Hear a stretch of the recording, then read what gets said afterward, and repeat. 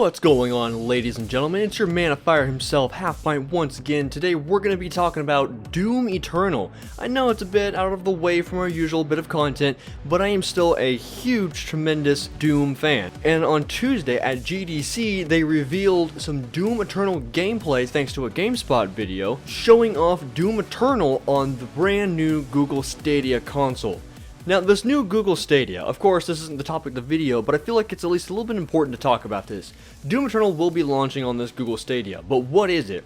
It seems to be this new console that Google's trying to push to be a competitor with Sony and Microsoft with their Xbox and their PlayStation to ensure that they can get their foothold in the gaming world and that sort of stuff. The Stadia's got all sorts of weird stuff where it's allegedly about streaming games instead of downloading them. So basically you would buy like Doom Eternal for like $60 and start playing it instantly instead of having to download the game or have a disc for it. I don't know how I feel about this, honestly. I've never really been big in the whole streaming thing. Like, what about input lag? What if you don't have an internet connection, losing connection to the game because everywhere internet's fidgety and weird and that sort of stuff?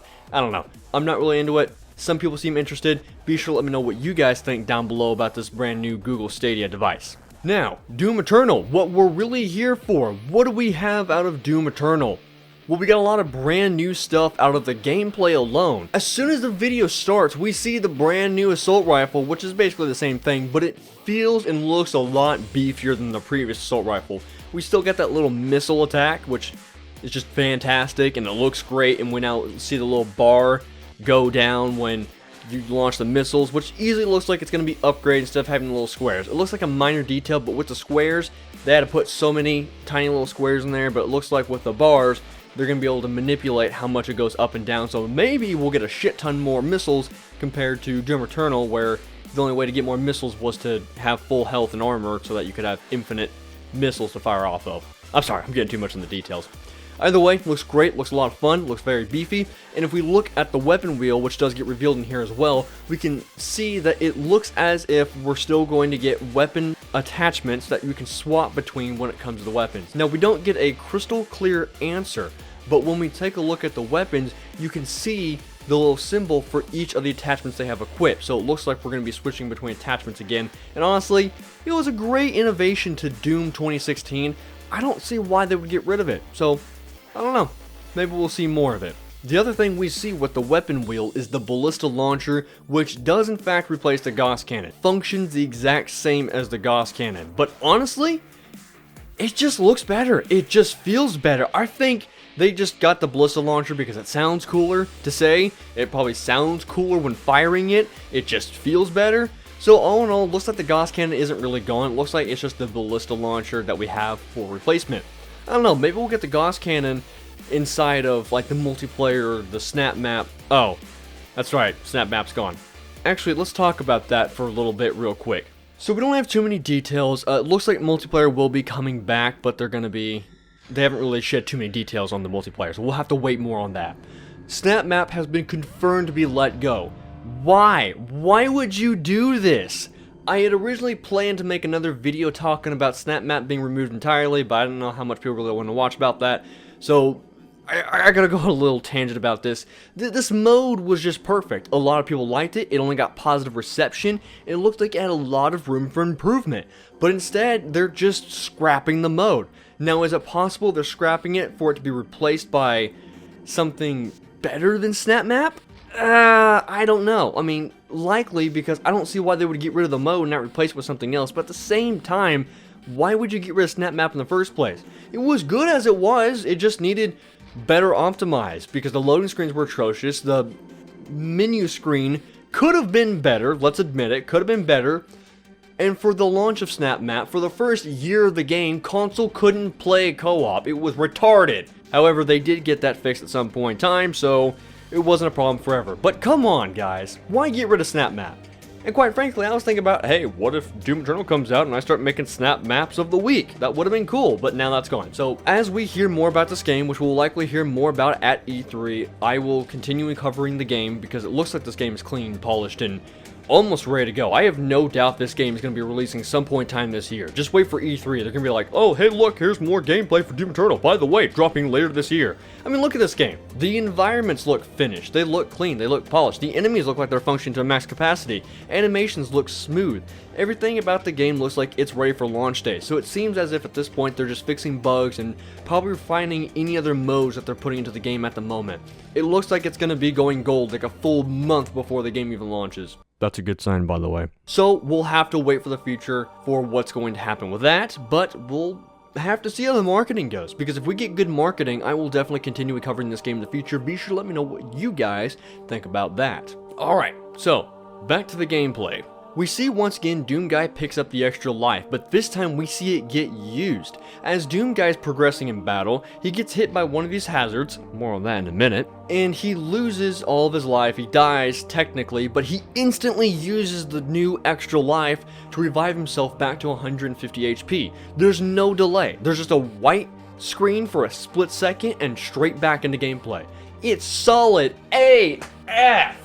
Honestly, I think this improvement was added here because they wanted to keep the game at the high risk, high reward, go in, punch enemies, yada yada yada. Because if you've seen some of my previous content, there was one time I did go on a little bit of a tangent talking about how the harder difficulties were less about skill and strategy and more about luck. You could spawn in and get entirely fucked over because spawns are randomized sometimes the enemy layouts can be random. It's just, there's so many different variables that could screw you over in one shots. I think this extra life is added to the game to kind of remedy that. So now they can add these hazards, which makes the gameplay more dynamic and different. And there's not only these Teslas in the ground, but there's also all these aerial maneuvers you're going to have to execute in order to get over these long, empty death abysses. I think this is a great change. It's a very positive change. And now with this, we're going to be able to see more of these hazards come to life, more dynamic gameplay for the environments. I'm sorry, you're going to hear me say the word dynamic a lot. It's just, that's what I feel like what's going on right now. There's so many different changes, and that's why I feel so positive about this game, because just looking at this right here, it's going to be the same thing as Devil May Cry 5. You know, before the game even came out, you could tell me the story was going to be shit, and I wouldn't care, because the gameplay looks solid. I don't care if the story at this point is going to be 10 out of 10 or 1 out of 10. The gameplay looks so solid at this point, there's already replay value. But, again, it's id Software. I have no doubt the story is going to be solid. Now, back on with this extra life, it's great. You know, I feel like the harder difficulties are going to be a lot easier to do now. And I don't say that as in it's going to be dumbed down and the skill floor is down here now for everyone to try. I think with this, we're going to see more of the randomness happen, but it's going to be completely okay because we have these extra lives to remedy that. So now you can, in fact, put strategy into playing the game. Oh no, instead of dying, going to last checkpoint and waiting through this 5-minute loading screen, now you have this extra life where you can quickly fix your mistake in this battle. If you die again, then you get punished for dying 2 times in a row, and you're gonna wait through that loading screen and go back to your last checkpoint. Or maybe they found a way to no longer do loading screens. I don't know, but you get the point. Like for this, the randomness in the game, it's a gift and it's a curse. It's something we need, and it's a part of what made 2016's Doom so good, but it added so many different problems. It's so hard to tweak and refine, so instead of changing it too much where it changed the essence of Doom Eternal or Doom or however the game was going to work, they added the extra life so you can kind of continue through this with the harder difficulties. Either way, we're going to have to wait and see what happens. We haven't seen too much. I'm excited. Once again, let me know what you guys think down below. A small fact I'm going to point out real quick is that we hear Doomguy grunt quite a bit. Now this is odd to bring up. Like, why talk about something like this? Well, it's weird because Doomguy has always been a silent protagonist. He's always been that way. I think in the earlier Doom games there was like dialogue you could read after missions. It was like a little journal entry of like what I just went through, but he never talked in the game. Now, in Doom 2016 there wasn't any dialogue either. He was just a silent protagonist. They didn't hire an actor for him. It's weird they took the time to hire an actor for Doomguy this time around for grunts. And the reason why I think that is because maybe there's more to it as well. Maybe we're going to hear some sort of dialogue from Doomguy. Hopefully nothing too big. I'm hoping we're going to see something like short, epic one-liners that he says very, very small occasions. Like, says something epic like the astronaut guy from StarCraft 2. Hell, it's about time.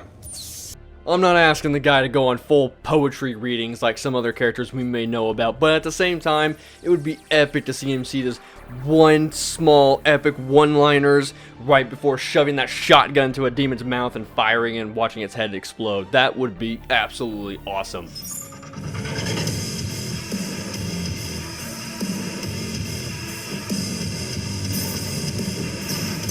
One of the biggest things we saw was Doom Guy traversing the areas. We saw him grabbing these balls of light to jump around, and it refreshed his double jump and dashing abilities so that he could traverse more areas. And we even see some secret areas by him wall climbing and double jumping and dashing and using an airlift. It's so cool to see all these extra paths we're now going to be able to see with all these new tools as arsenal. Maybe he's going to use that grapple shot on the end of his shotgun in order to get to different areas of the map now.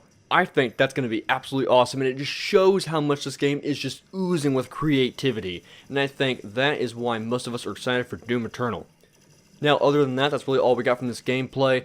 I'm going to continue to cover Doom Eternal, so hopefully you guys will want to see more of that. Be sure to let me know what you guys think of what we saw today down in the comment section below, or more of what you guys want to see. I want to thank you all for watching long time, but not hard time, and I'll see you guys next time.